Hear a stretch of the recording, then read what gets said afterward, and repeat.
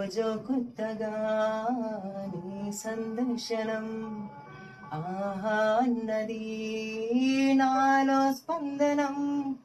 నిత్యం నువ్విలా నాకై చూడటం ఎంతో వింతగా ఉంది అనుభవం. నడివేసవిలో మరిగిస్తూనే మురిపిస్తోందే నీ చల్లదనం. ఎదమంటంతా దాచేస్తూ వెన్నెలయింది ప్రేమ గుణం.